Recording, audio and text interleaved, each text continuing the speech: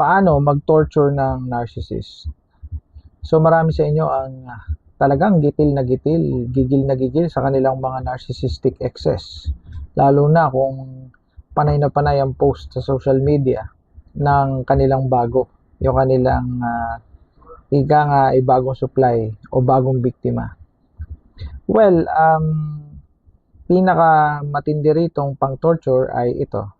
Ito, nag-summarize na tayo dito and isa-isahin natin. Maikli lang naman to. Una, ipakita mo na ikaw ay nagmo-move on na, nagmo-move forward ka na. Mahirap itong gawin dahil meron kang trauma bonding, basically trauma bond. Galing ka kasi sa abuso, sa narcissistic abuse. Yung iba sa inyo ay may anxiety, yung iba ay may depression. But ang pag-move on, pag-move forward ay pang-torture sa narcissist.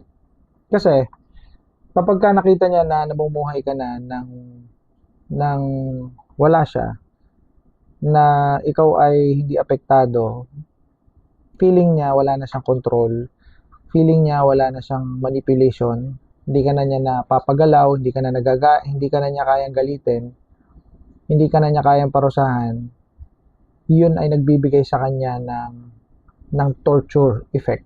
No? Mayroong effect na ganun sa kanyang pagkatao. Kasi ang nangyayari dito, na-challenge yung kanyang ego. Fragile kasi ang ego ng mga narcissist. Yung kanilang meron silang disorder sa kanilang self-esteem.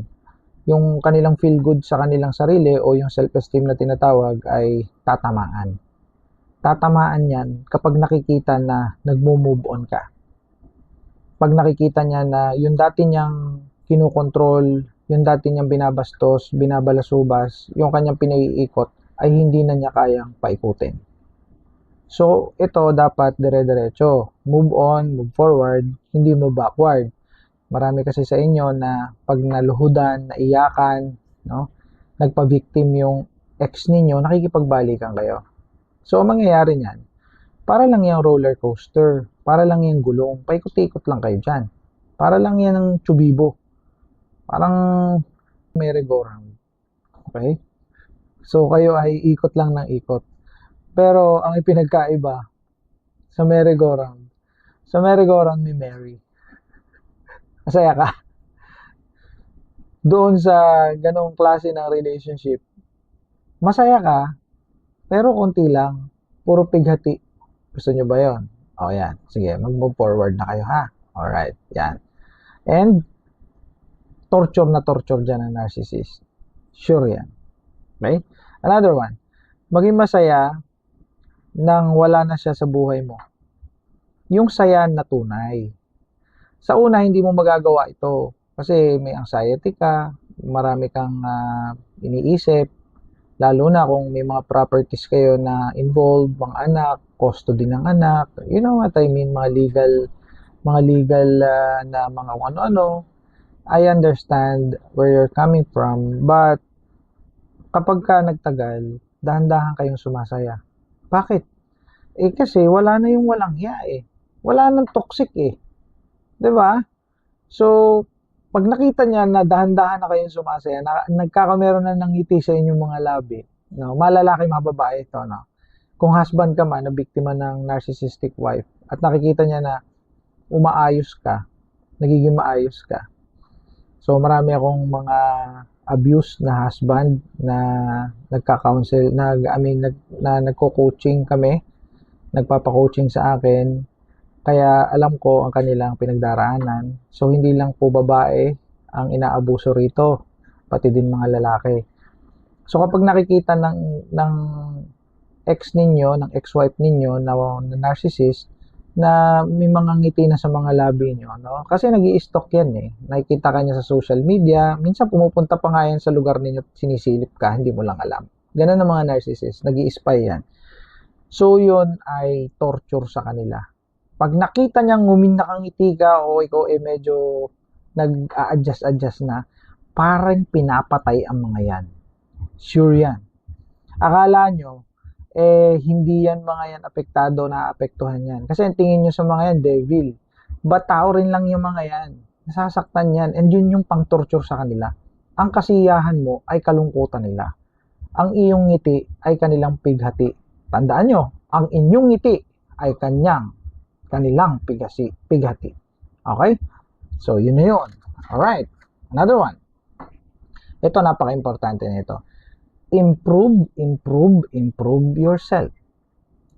Anong nangyayari kasi, pag galing ka sa walang hiyang narcissist, binasura ka, diniscard ka, no, hinuthutan ka, sinaid ka, no, lahat ginawa sa iyo. Para kang latang napisngot, no?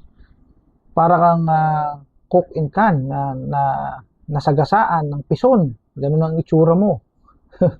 in comparison with kapag may analogy tayo diyan. So always improve yourself. Mahirap ito kung ikaw ay nag-zero balance. Marami kasing mga nahututan nag-zero balance but hindi pa huli lahat habang ikay humihinga may pag-asa. So, improve yourself. Bakit? Kasi, pangkontra ito sa depression, pangkontra ito sa mental illness, sa mga kung ano-anong epekto. So, sa halip na pababa, dapat mong paangatin yung sarili mo. Okay? So, motivation. So, ito ay pangkontra sa epekto ng ginawa niya sa'yo. And at the same time, maganda ito. So, this is growth and development. Improve yourself. And this is the thing. No? Ito yung highlights. Pag nakikita niya, nag-i-improve ka, sigurado ko, natotorture siya. Sure yun. Natotorture siya. Kasi yung dati niyang supply, no, ay umaangat. Ang tingin niya kasi sa'yo, pag-aari ka niya. So, pagka hindi mo na siya pinapansin, wala na, nakat na, no, at ikaw ay nag-i-improve, no, inis na inis siya. Kasi yung dati niyang tinuturing na pag-aari o supply ay wala na siyang connection doon. Okay? Lalo na pagka kayo ay umigi ang buhay. Paano kung kayo ay na-blessed? Diba? Nagkameron kayo ng maraming pera, negosyo, properties, diba? O kaya nakapag-asawa kayo na matino, na maayos, naku, torture na torture yan.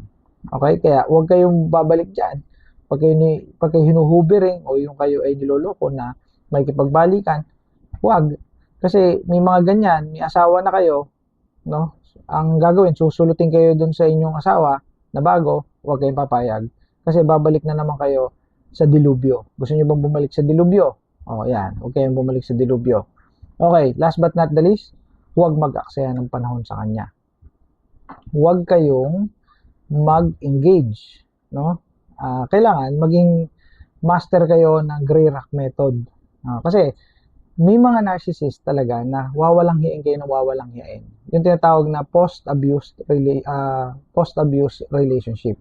If I'm not mistaken, yun yung tawag doon. Ibig sabihin, pagkatapos ng relasyon nyo, inaabuso ka pa rin. Sinisiraan ka sa social media, sinisiraan ka sa mga katrabaho mo, o sinisiraan ka sa mga kaklase mo kung nag-aaral ka pa, sinisiraan ka kung kani-kanino, no? Sinisira yung negosyo mo, no?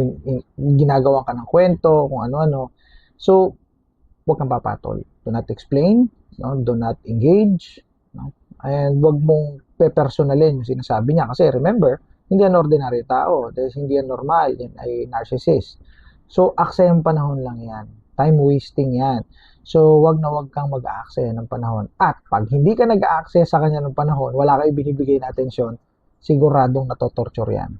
Kasi yung mga paninira niya, yung kanyang mga pagwawalang hiya sa'yo, yung kanyang mga tinatawag na smear campaign, ay walang nangyayari. Dahil hindi ka naman nagre-react.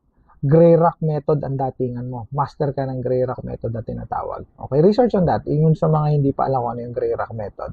Okay? So, yun. So, I hope you can apply this one to torture your narcissistic ex. But actually, ito ay para i-improve ang sarili mo. Yun ang kagandahan nito. Bye for now.